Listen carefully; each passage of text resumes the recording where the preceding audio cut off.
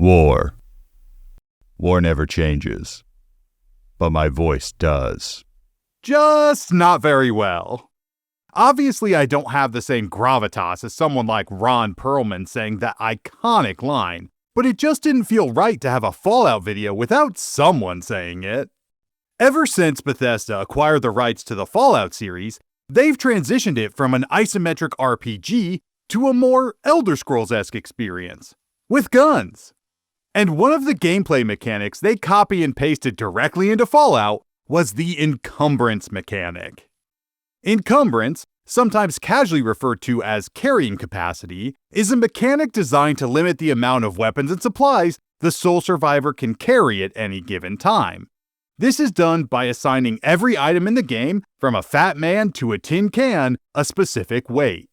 The maximum amount of weight the sole survivor can carry is determined by their strength special, and if they exceed that weight limit, they'll become over-encumbered, causing them to lose the ability to run, sneak, and fast travel, which makes item management an important piece of the game. However, if you looked at your Pip-Boy, it probably wouldn't take you long to discover that a lot of the items weighing you down are unnecessary junk that you don't need to be carrying. So today, let's explore what Fallout's Encumbrance mechanic can teach us about letting go of the junk that can weigh us all down. This is What I Learned Playing Fallout 4.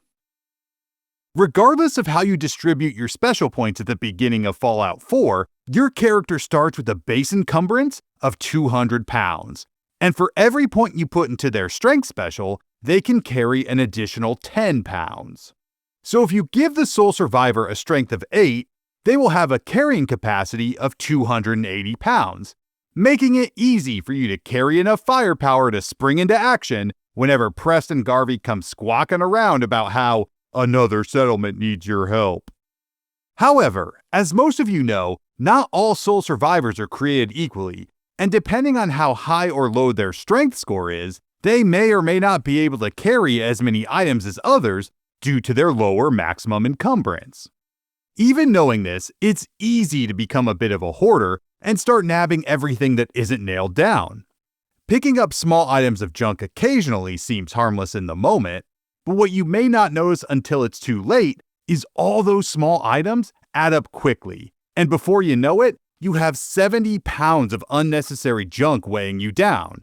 And sometimes all it takes to put you over your encumbrance limit is the extra 0.1 pound from a tin can. Other times, picking up one large item, like a minigun, will quickly push you over your encumbrance limit in one fell swoop, leaving you to deal with the negative effects of being over-encumbered. Either way, you need to be diligent about what you pick up, so you don't buckle under the extra weight and have room for the supplies you actually need to be successful. Encumbrance isn't exclusive to the world of Fallout 4. Whether you do it consciously or not, you spend energy managing your own encumbrance every day. But maybe not in the way you think.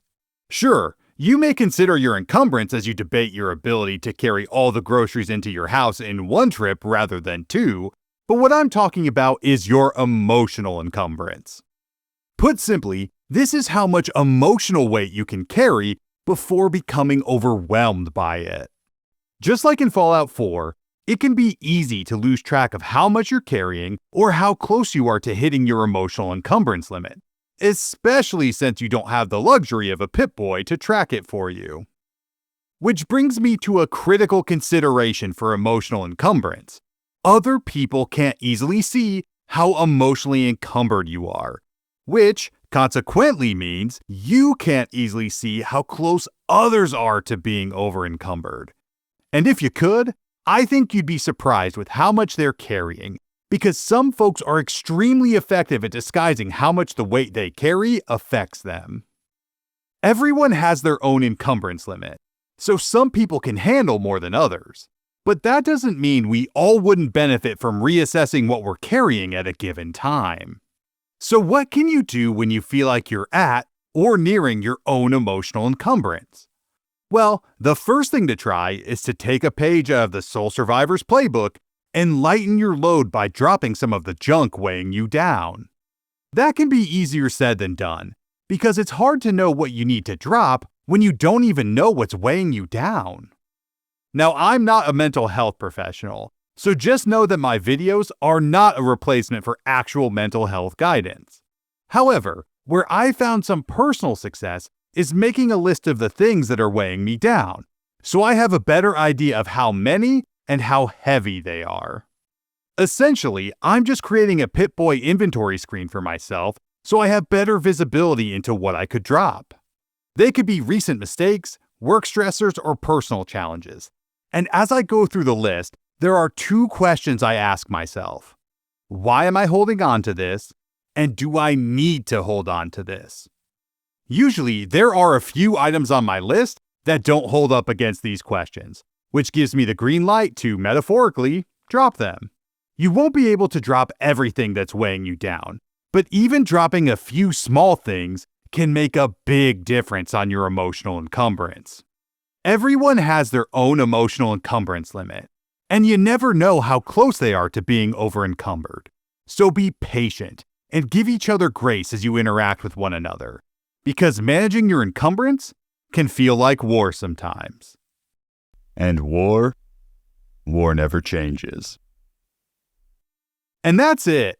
If you have a second, take some time to reflect on what, if any, junk you can drop to help you manage your own emotional encumbrance.